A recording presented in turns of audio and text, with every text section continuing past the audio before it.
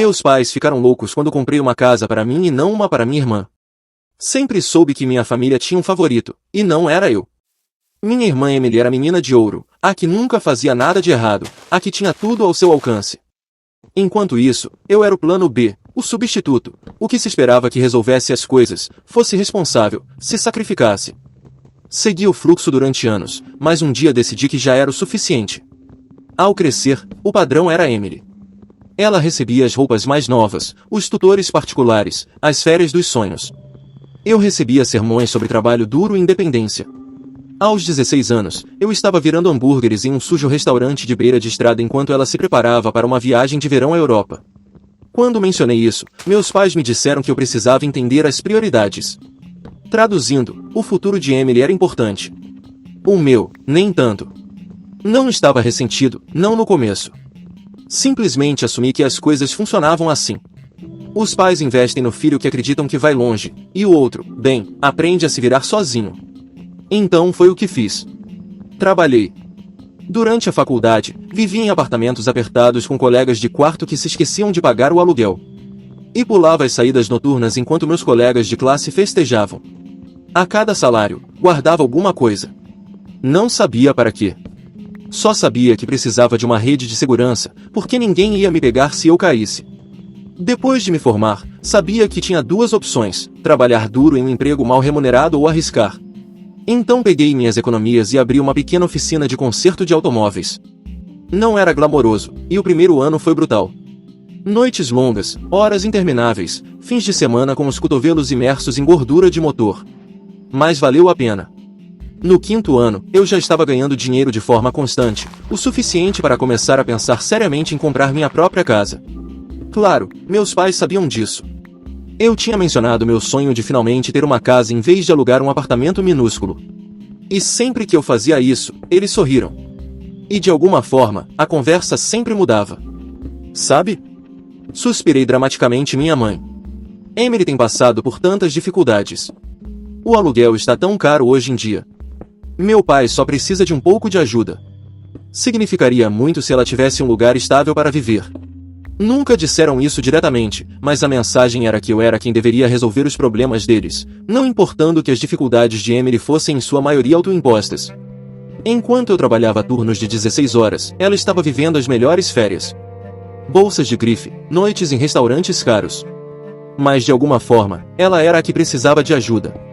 E então havia o dinheiro. Ao longo dos anos, eu vinha ajudando meus pais financeiramente.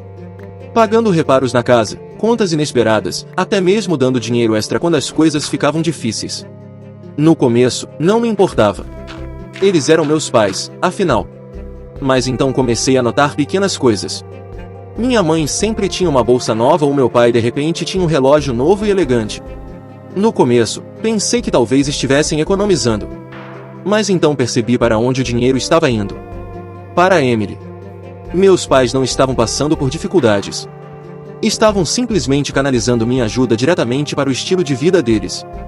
Então ouvi uma conversa que mudou tudo. Eu estava na casa dos meus pais para deixar algo. Não planejava ficar muito tempo, mas ao passar pela cozinha, ouvi meu nome. Então fiz o que qualquer pessoa racional faria. Fiquei paralisado e ouvi enquanto fingia revisar meu telefone. Tenho certeza de que ela fará a coisa certa, dizia minha mãe. Minha mãe é responsável. Ela tem economizado durante anos. Meu pai concordou. Faz sentido. Não se pode esperar que ela passe por dificuldades. Ela é sua irmã. Dificuldades? Emily? A mesma Emily que nunca pagou um dia de aluguel na vida? A que ainda tinha meus pais cobrindo as contas do seu cartão de crédito. Algo não estava certo. E então percebi. Eles estavam falando do meu dinheiro. Fiquei lá, com o coração batendo forte enquanto a compreensão se fazia presente. Eles tinham um plano. Um plano no qual eu, sem que me pedissem, compraria uma casa. Não para mim, mas para Emily. E a pior parte? Eles assumiram que eu simplesmente seguiria o fluxo. Como se fosse óbvio, como se fosse meu dever. Queria entrar e exigir respostas, mas sabia como isso terminaria. Eles diriam que eu estava sendo egoísta. Fariam discursos sobre família, responsabilidade, como eu era sortudo por ter triunfado enquanto Emily lutava. Já tinha ouvido tudo isso antes. Precisei pensar. Então fui embora sem dizer uma palavra. Naquela noite, fiquei acordado olhando o teto do meu pequeno apartamento tipo estúdio, com uma luz piscando na cozinha que eu ainda não havia consertado. Pensei em cada vez que me disseram para esperar minha vez, em cada sacrifício que fiz, em cada vez que engoli minha frustração e sorri. E pensei em Emily. Como ela reagiria se soubesse o que estavam planejando? Se sentiria envergonhada? Grata? Ou simplesmente assumiria que era seu direito? Recebi minha resposta na manhã seguinte. Emily me ligou do nada, com a voz cheia de emoção.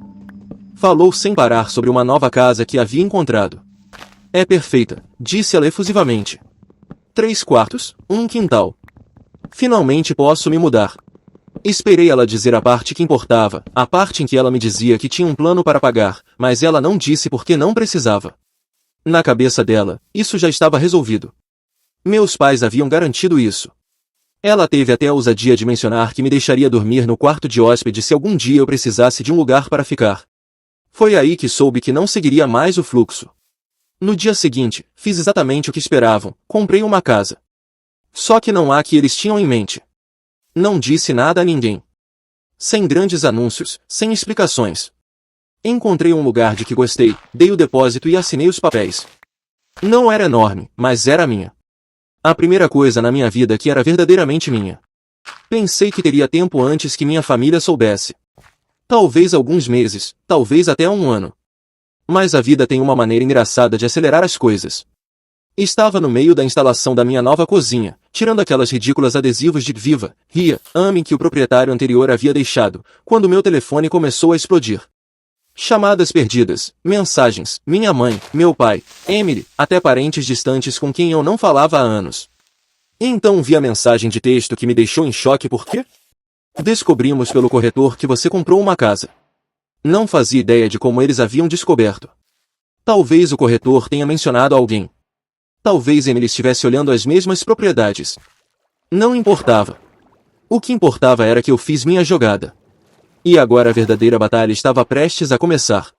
No momento em que aquela mensagem de texto apareceu na minha tela, soube que minha fase pacífica de inauguração da casa tinha oficialmente terminado. Meu telefone não parava de tocar. Chamadas, mensagens, algumas bravas, outras preocupadas, todas com a mesma traição. Ignorando todas. Se eu atendesse agora, me veria arrastado para uma conversa onde distorceriam tudo para que eu fosse o vilão. Em vez disso, voltei a instalar minha casa. O dono anterior havia deixado um papel de parede horrível na sala de estar. E se eu tivesse que lidar com algo estressante hoje, seria isso. Então o interfone tocou. Já sabia quem era. Poderia sentir no osso. Quando abri a porta, meus pais estavam lá, parecendo menos pais amorosos e mais executivos corporativos, prontos para discutir meu descumprimento de contrato. O rosto da minha mãe era uma mistura de decepção e dor, o tipo de olhar reservado para quando eu costumava me esquecer de ligar para casa. Meu pai estava com os braços cruzados, como se estivesse prestes a negociar uma aquisição hostil. Antes que pudessem entrar, me preparei. Os próximos 20 minutos foram exatamente o que acusaram de culpa. Todo o discurso de somos uma família. Minha mãe falou sobre como Emily estava desolada e não sabia onde viveria agora. Meu pai deixou claro que estavam contando comigo para fazer o certo. E o meu favorito lembrete de que, depois de tudo que fizeram por mim, era assim que eu pagava. Tudo o que fizeram por mim. Como fazer eu pagar o aluguel quando era adolescente?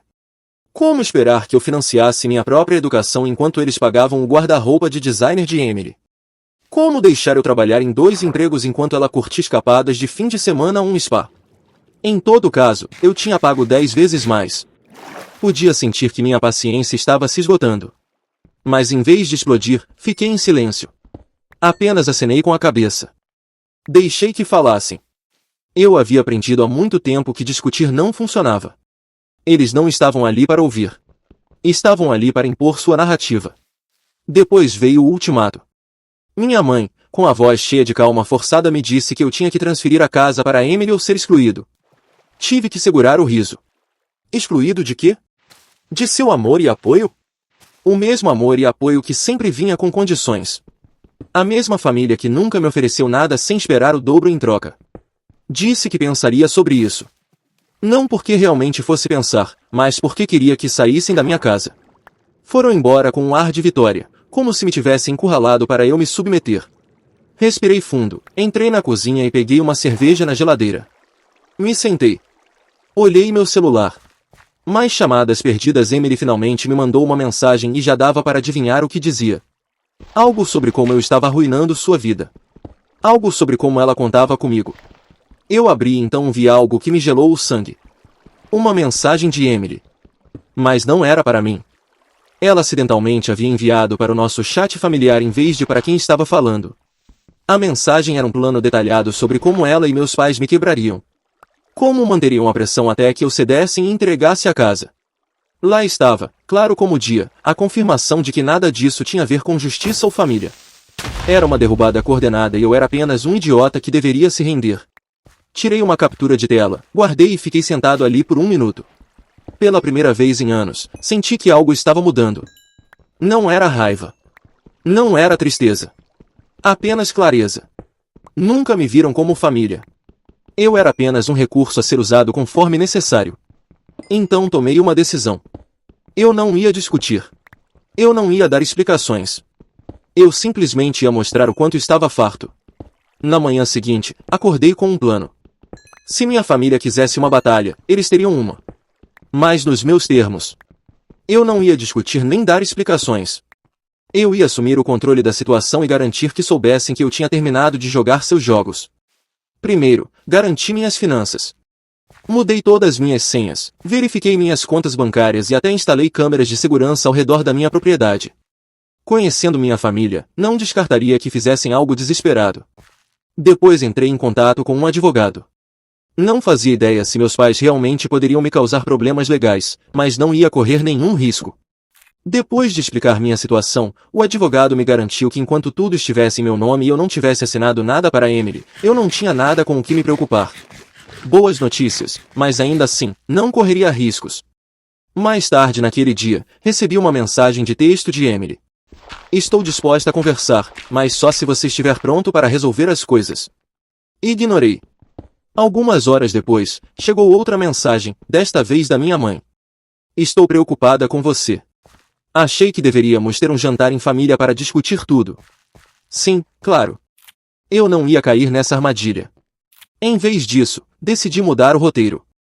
Se minha família achava que podia me manipular pela pressão, eu aplicaria um pouco de pressão também.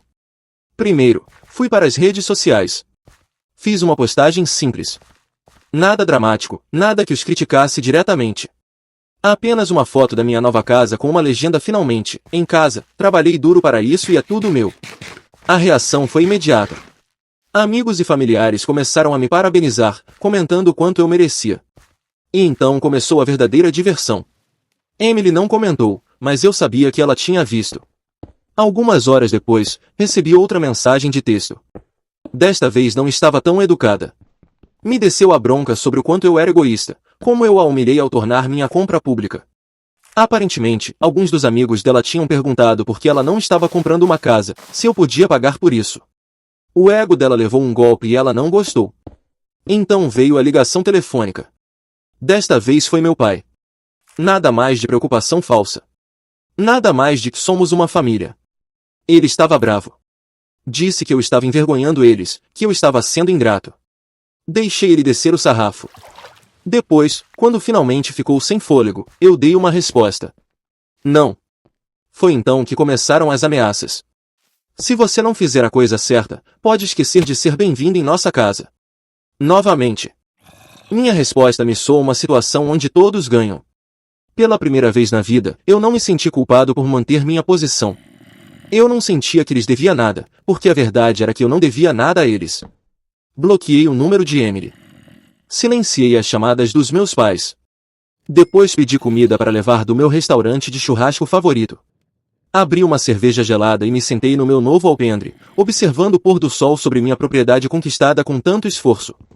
Pela primeira vez na vida, eu era verdadeiramente livre. O silêncio não durou muito. Na manhã seguinte, minha caixa de entrada estava cheia de ainda mais mensagens. Emily havia entrado em modo de crise total. Meus pais haviam começado a controlar os danos. Aparentemente, alguns parentes tinham visto minha postagem e começaram a fazer perguntas. A última coisa que meus pais queriam era que as pessoas fora do seu pequeno círculo percebessem o quão ruim realmente estava a situação. Quase podia ouvir suas conversas. Minha mãe tentando freneticamente dar uma reviravolta na história para não ficar mal, meu pai reclamando do dever familiar e de como eu os traí. E Emily, bem, ela tinha pirado. Ela não só estava desabafando no chat de grupo familiar, como também estava expressando suas queixas nas redes sociais. Verifiquei suas últimas postagens, longos e dramáticos textos sobre como sua vida estava difícil, como ela foi traída pelas pessoas mais próximas a ela e como estava lutando para encontrar um lugar para morar. Quase engasguei com meu café quando vi que ela havia começado um GoFundMe. Isso mesmo, ela tinha criado uma campanha de financiamento coletivo chamada Ajude Emily a conseguir a casa que ela merece. A ousadia era quase impressionante. A descrição era ainda melhor. Ela se apresentava como a irmã em apuros cujo irmão impiedoso havia se recusado a ajudar nela à hora de necessidade. Convenientemente, omitindo a parte em que ela esperava uma casa de graça e não tinha feito absolutamente nada para conquistá-la. Um total de $250, provavelmente doados por algum de seus amigos igualmente mimados. Tive que admitir que fiquei um pouco decepcionado. Se você vai cometer uma fraude, pelo menos faça ela parecer realista. Mesmo assim, a situação estava ficando ridícula. Eu precisava acabar com isso antes que saísse de controle. Eu não estava interessado em transformar isso em uma disputa familiar online, mas também não ia deixar que sujassem meu nome na lama. Então decidi lançar uma última bomba. Fiz uma nova postagem, mas desta vez incluiu alguns recibos, capturas de tela reais da mensagem de texto que Emily me havia enviado, onde admitia abertamente que planejava com meus pais me pressionar a dar a casa a ela. Não adicionei nenhum comentário, apenas as capturas de tela, com um título simples esclarecendo alguns mal-entendidos. A internet fez o resto. Em questão de horas, as pessoas começaram a criticá-la. Os amigos que a apoiavam cegamente antes, de repente ficaram em silêncio. Alguns até se viraram contra ela. Percebendo que tinham sido manipulados, Emily apagou seu GoFundMe e bloqueou suas contas nas redes sociais. Meus pais também não estavam lidando bem com a pressão. Aparentemente, alguns parentes decidiram entrar em contato comigo para perguntar por que achavam que estava certo exigir uma casa do filho, enquanto mimavam a filha. No fim do dia, o chat de grupo familiar ficou em silêncio. Não havia mais mensagens de culpa, nem chamadas passivo-agressivas. Só silêncio. E foi glorioso. Me deitei, assistindo o sol se pôr no horizonte. Meu telefone, felizmente livre de notificações. Tinha uma bebida gelada na mão, uma lista de reprodução das minhas músicas favoritas tocando ao fundo. E pela primeira vez em anos, eu não estava esperando cair o próximo golpe. Não estava preocupado com o que minha família pensava ou se havia feito a coisa certa. Eu havia feito o que era certo para mim, e isso era o suficiente. O silêncio durou uma semana inteira. Sem chamadas, sem mensagens de texto, nada. Eu esperava que meus pais tentassem uma última jogada desesperada, mas pela primeira vez, parecia que eles haviam entendido que eu não ia ceder. Talvez a vergonha pública finalmente tivesse afetado eles. Talvez estivessem se reorganizando. De qualquer forma, eu não estava confortável. Então, logo quando eu estava me adaptando à minha nova vida, chegou a próxima surpresa. Um correio certificado. Um envelope grosso com o endereço de retorno de meus pais, do tipo que nunca traz boas notícias. Me sentei à mesa da minha cozinha com café numa mão, uma faca de abrir cartas na outra, me preparando para qualquer bobagem que estivesse lá dentro. Era uma notificação legal. Meus pais estavam me ameaçando processar. Tive que ler 2 vezes para garantir que não estava alucinando. Segundo o documento, eles afirmavam que eu os enganei, fazendo-os acreditar que estava comprando a casa para o benefício da família e que eu havia enriquecido injustamente às custas deles. Era absurdo. Eu nunca fiz uma única promessa a ninguém sobre dar minha casa de presente. Mas a desesperança deles havia atingido novos níveis. A melhor parte. Exigiam uma compensação financeira pela angústia emocional que causei em Emily. Isso mesmo. Ela estava tão angustiada por não ganhar uma casa de graça, que acharam que merecia dinheiro. Fiz o que qualquer pessoa racional faria. Ri. Então liguei para meu advogado. A conversa foi breve. Meu advogado mal conseguiu conter sua própria diversão quando me disse que esse caso não tinha chance alguma de se sustentar no tribunal. Na melhor das hipóteses, era uma tática de medo. Na pior, uma última tentativa desesperada de manipular para que eu cedesse.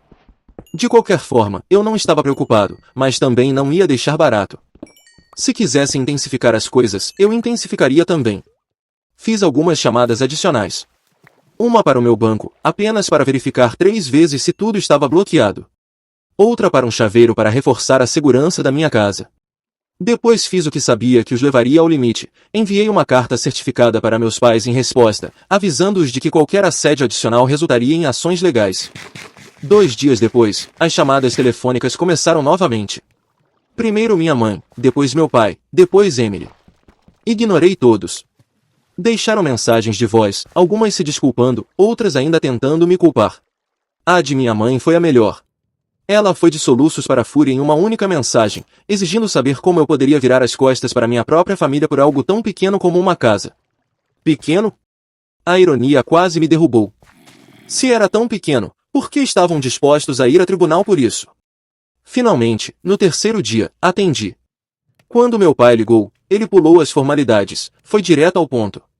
Eles desistiriam de tudo se eu apenas aceitasse chegar a um acordo com Emily. Eu disse que não havia nada a resolver. Isso foi a gota d'água. Ele explodiu despotricando sobre como eu era egoísta, como os havia traído, como nenhum filho dele trataria a família dessa maneira. Era o tipo de discurso que eu já tinha ouvido uma dúzia de vezes. Mas dessa vez, não senti nada. Deixei ele falar. Então, quando finalmente se cansou, eu disse com firmeza que não tenho mais nada a dizer. Desejo o melhor. Espero que sigam em frente. E desliguei. E foi isso. As ameaças legais cessaram. A culpa desapareceu. Meus pais finalmente pareceram entender que eu não ia ceder. E Emily, bem, ficou em silêncio. Ou percebeu que não conseguiria nada de mim, ou encontrou outro alvo para se agarrar. Pela primeira vez em minha vida, me senti livre. Não mais manipulação, não mais obrigações. Só eu. Minha casa, um futuro que realmente me pertencia, havia vencido. As primeiras semanas de liberdade foram uma adaptação. Eu passei tanto tempo esperando pela próxima rodada de manipulação que se senti estranho acordar sem temer uma mensagem passivo-agressiva ou outra emboscada familiar. Minha casa realmente se sentia como um lar agora, não apenas um lugar que eu tinha que defender. Pela primeira vez, pude me concentrar em mim mesmo. Adotei uma rotina sólida de acordar cedo, ir para a academia, cozinhar refeições de verdade em vez de comprar fast food.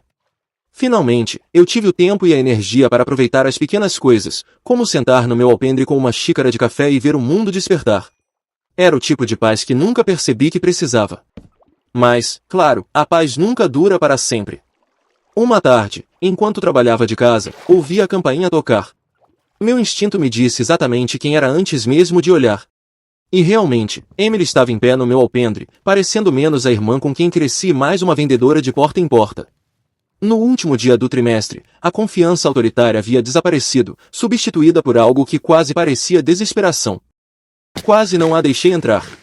Em vez disso, saí com os braços cruzados, esperando o roteiro que ela teria preparado.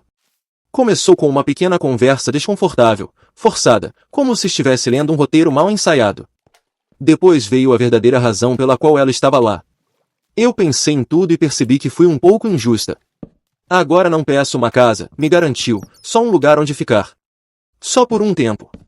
Quase ri. Por um tempo, claro. E depois o quê? Deixá-la se mudar e de repente eu estaria pagando as contas dela enquanto ela relaxava no meu sofá, reclamando de como a vida era injusta? Nem pensar. Mantive minha resposta simples. Você tem pais que se desdobraram por você. Por que não ficar com eles? Então a verdade real veio à tona. Ela não era mais bem-vinda lá. Aparentemente, depois de tudo o que aconteceu, a reputação de nossos pais foi afetada. Os parentes que costumavam apoiar seu comportamento não estavam se apressando em tomar o lado dela. Até alguns dos amigos de Emily começaram a se distanciar. Acontece que, quando você se torna viral tentando enganar seu próprio irmão, as pessoas não querem ser associadas a você. Emily não estava apenas procurando um lugar para ficar, ela estava tentando fugir do desastre que havia criado. Não mordi a isca. Disse a ela que não estava mais interessado em desempenhar esse papel. Sem ressentimentos. Mas não sou responsável por resolver os problemas que você criou. No momento em que essas palavras saíram da minha boca, sua expressão mudou. A falsa humildade desapareceu, substituída pela mesma amargura de sempre. Me chamou de egoísta, disse que a família deveria se ajudar. Simplesmente dei de ombros. Ela foi embora furiosa, fazendo uma saída dramática que poderia ter funcionado quando éramos crianças. Mas tudo o que senti foi alívio. Uns dias depois, passei pelo shopping para comprar algumas coisas. Enquanto esperava na fila da cafeteria, ouvi uma voz familiar. Era Emily falando alto com alguém em uma mesa próxima. Não estava tentando ouvir às escondidas, mas quando a voz da sua irmã ecoa como um megafone, é difícil não ouvir. Ela estava reclamando alto sobre o quão difícil era a vida agora, como ela tinha que conseguir esse emprego, um emprego de verdade, como uma pessoa normal. Continuou falando sobre como era exaustivo, como não podia acreditar que as pessoas faziam isso todos os dias. Enquanto isso, a mulher com quem ela estava parecia prestes a lembrá-la que a maior parte da população sempre fez exatamente isso. Mordi meu lábio para não rir. Era bom demais. Em vez de dizer algo, peguei meu café e passei por sua mesa, nem me notou, mas ao sair não pude deixar de sorrir. Pela primeira vez na minha vida, não era eu quem lidava com o drama de Emily. Alguém mais teve que ouvir o monólogo dela sobre as injustiças da vida. E sabe o que? Isso estava bem para mim. Mais tarde naquela noite, recebi uma mensagem de texto de minha mãe. Uma última tentativa desesperada de me fazer sentir culpado para que reconsiderasse algo sobre como a família se mantém unida e como não podia acreditar como eu havia me tornado tão frio. Ignorei. Eles passaram anos deixando claro que eu não fazia parte de sua definição de família, a menos que fosse útil para eles. Agora finalmente entendi algo importante. Eu não era frio, eu simplesmente havia terminado. E pela primeira vez na minha vida não senti a necessidade de dar explicações a ninguém.